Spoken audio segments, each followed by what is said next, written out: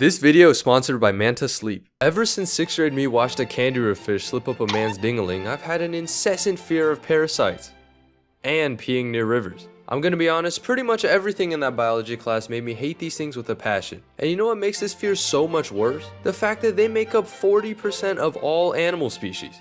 40%! You didn't even have the courtesy to stop at 30. Upon researching, I realized that there's one key question answered by all parasites on Earth. How much should I affect my host?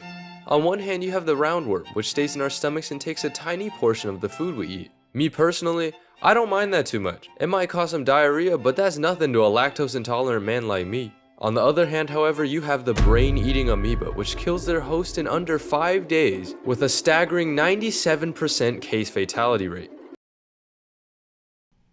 Looks like I would've died. Yeah, no, there's probably a reason why this amoeba has only 3 cases a year. But what happens when you give a parasite some ambition, some goals, some direction in their life? What happens when a parasite wants to do more than just eat? Another one? Just take a look at this cutie.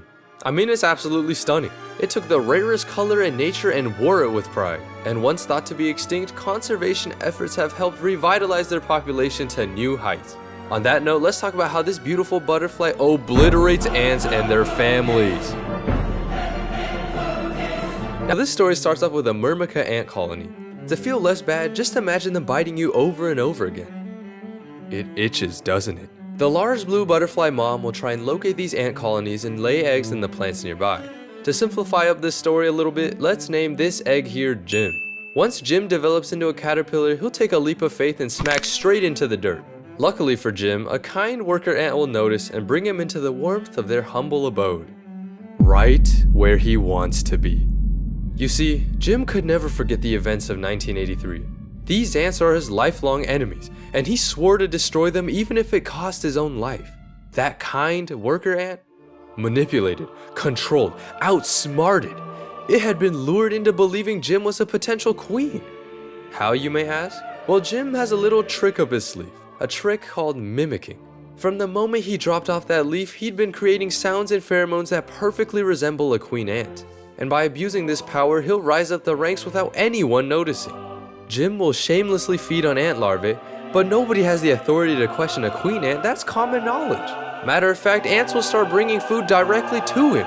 He quite literally doesn't have to move anymore. And after successfully deceiving every ant, including the queen, yes, the fucking queen, Jim will have single-handedly destroyed the future for the colony. The blood of hundreds of ant larvae is on his hands, and guess what he decides to do? That's right, turn into a chrysalis, right in front of their faces. And you know what the worst part is? The ants will continue to protect him, even after everything he's done, even after becoming a literal sack of skin. They'll still believe he's the queen. Holy shit. But you know who's an even worse parasite? My roommate. Every single day at 5 a.m., this man plays the worst possible alarm, turns on all the lights, and then does that. Is it fine like, if my what mom even sleeps is that? over? But out of nowhere, Manta Sleep swooped in and saved me. They sent me their lightweight, adjustable, luxurious pro sleep mask, and when I tell you this thing is comfortable, I mean it. Built for side sleepers like me, the material on this bad boy is magnificent, as if my eyes were being cradled by a soft, pillowy marshmallow. The best part is that it could fit all head shapes and sizes, and if something can fit my gargantuan forehead, I can't help but be impressed. I also had my friends try the mask on with the Manta Sleep Cool Eye Cups, and they loved it. Yo, hello? A little too much. Yeah, that's actually pretty decent, yeah.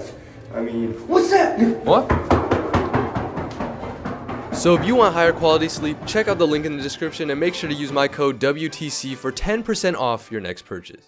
If I was a parasite, I would absolutely not want to rely on one species. Not only does it make your population directly correlate with said species, but it also creates the problem of how.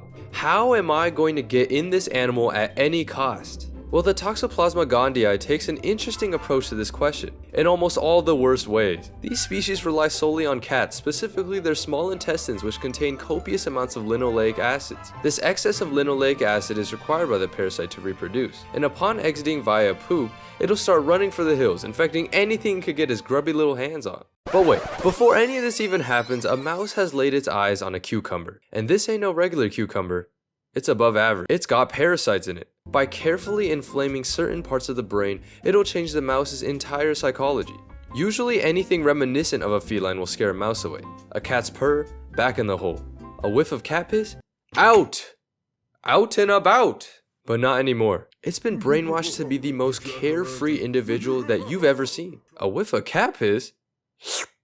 No problem. Now the mouse will simply walk around aimlessly until the inevitable happens, and they, unfortunately, get eaten. Hopefully for the Toxoplasma gondii's sake, it's a cat. Otherwise, they'll be shit out of luck. Now, just because I love you all so much, did you know that 1/3 of all humans have this parasite in their body right now? Although it's regarded as mostly harmless, some studies have found a link between this parasite and an increased risk of schizophrenia.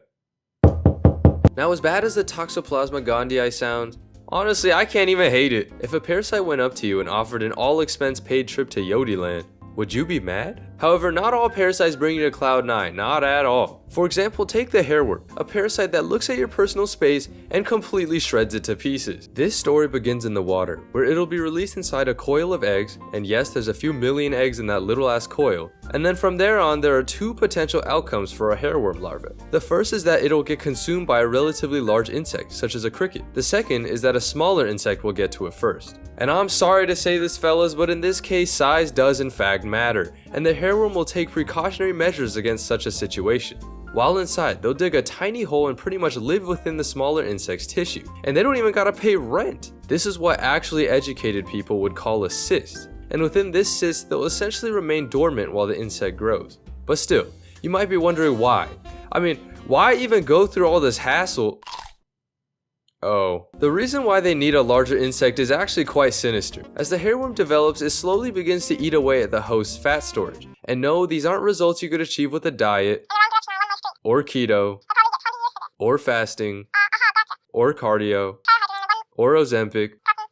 Okay, will you shut the fuck up? Over a month or two, it'll grow from less than 0.01 inches to over an entire foot long. That's more than 1,000 times its original size. By the time the hairworm has finished growing, the host will be completely shredded sub 5% body fat with a chest vein, basically meaning the Grim Reaper is knocking. But here's where the real crazy part begins. An adult hairworm needs water to reproduce, but the problem is that a lot of their hosts never even go near large bodies of water. You see, crickets and lakes have the same relationship as college students and debt.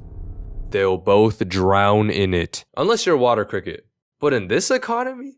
I doubt it. So to fix this problem, the hairworm will send chemical messages to the host's brain, making the poor cricket jump around aimlessly until it inevitably falls in the water. And the moment it feels a splash of that H2O, it'll bore straight through the asshole.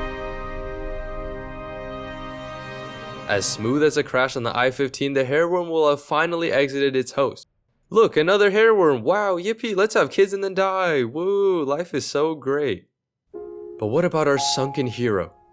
What about the one that made this life possible? The one that endured and struggled for months on end? It's probably dead. I mean, there's a chance it lives, but hey, some people win the lottery too. I don't know about you, but at this point, I'm getting completely sick of this shit. I don't care what the fuck happened in 1983, Jim did not deserve to win. In fact, I'm so annoyed the rest of the video will be spent talking about the Crypt Keeper wasp, which is a parasite killer. Unfortunately, it also happens to be a parasite, but that's not important. That might sound confusing, but let's first talk about the gall wasp. Now, this isn't your ordinary burn it with a flamethrower type of wasp. It's a tiny wasp that doesn't sting anything except for plants. Using its ovipositor, a female gall wasp will deposit an egg into a plant, most commonly an oak tree. Over time, the wasp larvae will secrete chemicals that cause the plant to swell up, which is what forms the infamous gall. I can't even lie, these things are beautiful. Isn't it crazy how cool wasps are when they aren't designed to be the most abhorrent insects on Earth? The wasp larvae will stay inside its gall until it's ready to exit as an adult. And honestly, this is the type of parasite I'm willing to stand up for. They don't even cause much damage to their plant host. But of course, this is nature we're talking about. Okay, nature thought the yellow jacket was a good idea. This necessary evil is where the Crypt Keeper wasp comes into the equation. Its only goal in life is to find these cute little galls and fuck everything up. It'll perfectly position itself to stab its ovipositor into the middle of the gall, and from then on, the gall wasp larvae will no longer have a chance of survival. During its entire development, the gall wasp will be slowly consumed by the Crypt Keeper. Now here's where the mind control aspect begins. Crypt keeper wasps aren't very good at breaking out of galls. Their chance for survival triples if a gall wasp breaks a hole for them. Therefore, it is imperative that crypt keepers time their execution at the right moment. And oh boy, do they do this well. Somehow, almost every case of this parasite results in the same exact ending. The gall wasp will create a hole to exit, but to its dismay, the hole is slightly too small for its head. This enables the crypt keeper wasp to effortlessly eat the now trapped gall wasp, ending everything off by devouring the gall wasp head on the way out. And though scientists agree that there's some form of manipulation going on, there's still very little understanding of how this even happens. Some scientists believe the crypt keeper entices the gall wasp to dig out a hole prematurely, which would imply the presence of some form of mind control. However, others speculate that it's simply weakening the gall wasp in the middle of its digging process. Whatever the reason is, it can't be denied that the crypt keeper has an uncanny understanding of his victim. The best part is that multiple parasite wasps can inject eggs into the same exact gall, so the layers of this shit could stack up like pancakes. To be honest, after researching all of this stuff, I've learned one major lesson, which is that I still, and always will, have a fear of parasites.